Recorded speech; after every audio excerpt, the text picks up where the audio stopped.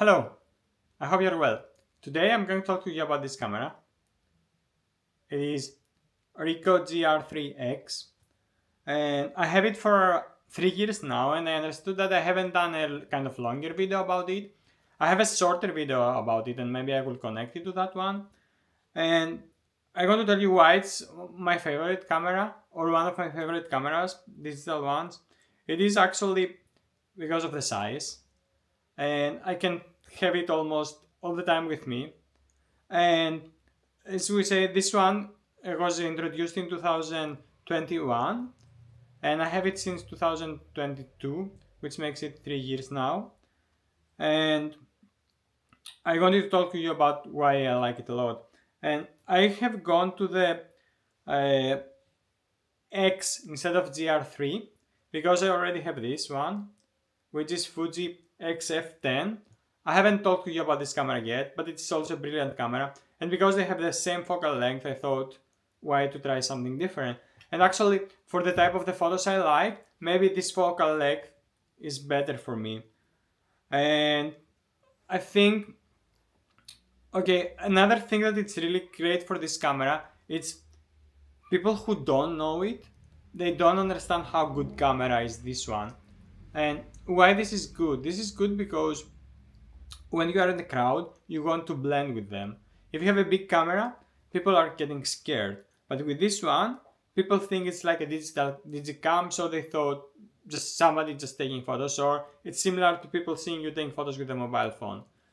And that's good, like also in demonstrations, because you are not getting easy target either from the police or from the people who are attending it. I mean, there are few cases when I have gone with some not so big cameras and people complain, but people never complain with this one. And I think that's the positive ones. And also, I don't think I ever have a problem using these cameras. There was no serious technical issues, and I think uh, maybe it's also good camera for night photography, but I haven't tried yet. So what I'm going to do now is I'm going to show you some a little closer to the camera, closer look to the camera, although there are not so many things to see. And then I show you some sample photos, and then I come back with some closing thoughts and one negative thing about this camera. Okay, let's have a closer look to the camera now. It's really nothing really, how can I say, exciting or special. The design is kind of minimalistic, and they keep the same design uh, like in all of thing, in all their Ricoh GR models. I mean, after 3 years, not taking care at all about it, you can see. Not sure if this is a design or something from me, but you can see some discoloration here. But I mean, I really don't take care of it at all. And that's a display. Yeah, I think it has a nice touch screen. What else? Yeah, and I think this one I damaged it a little, but it didn't affect the use of it. I usually shoot in aperture priority. I never use flash. And there is only one negative thing I'm going to tell you about this camera, but I will tell it at the end of my video. So let's go see some sample photos, because I think there is no point of showing a camera without showing some sample photos, and I'll see you there. Okay, let's go through the photos now. And on purpose I decided to choose this photo because I wanted to show you how beautiful is the bokeh of this camera.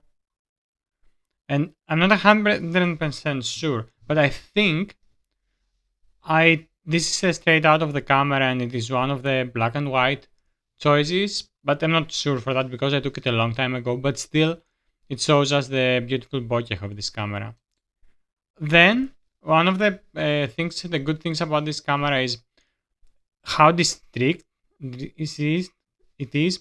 And what I mean with that, I'm not sure if it's the correct word again, but it's like when people see a big SLR, they usually get scared But with this one, you can move around the people in demonstrations and things like that, and people will not think that you're like a professional photographer or something like that, and they will not be scared.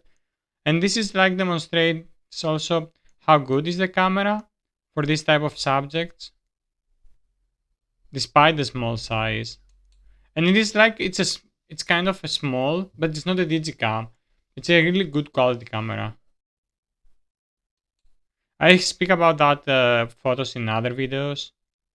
So because this goes about the demonstration about the accident that killed 57 people in Tempe almost 3 years ago. Okay, this like again I'm switching to something more close to what I like to take photos of. And this is again a great camera for this type of subjects. And again you can see the beautiful bokeh here also. This is the kind of photography I love doing. There is I think there is a like a storytelling on this, and I also take a video where I go through these photos. Maybe I will link both these of the items and also the demonstration photos. I think I did this in post-production black and white, but it's still I quite like it again. It's like it's a light thing on the street column, how it's called. I always forget my English when I try to make videos. This again something like nice storytelling, and I like the colors on it. And it's also this like I asked the lady to take a portrait of her, like a street portrait with permission. I'm not so keep doing that for many reasons, but the camera deliver again beautifully. And then back to the previous subject,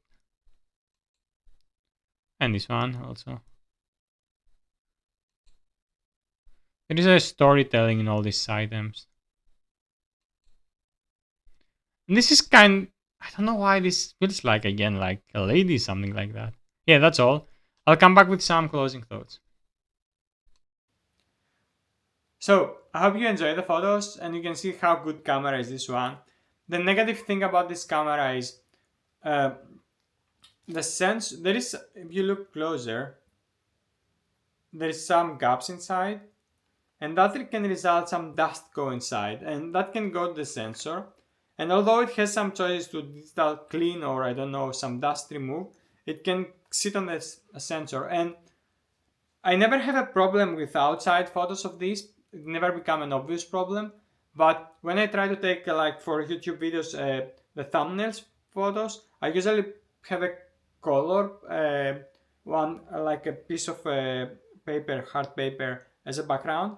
And I noticed that then in those photos, when I try to make the aperture smaller, these dust things become more obvious. Because in most of the photos I like the bokeh, as you can see, so I use a wide aperture and this is not obvious.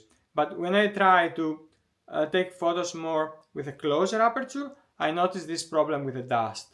And I have asked in a shop and it's not so expensive to clean it, but I'm still avoiding it. So that's my thoughts about this camera, Ricoh GR3X.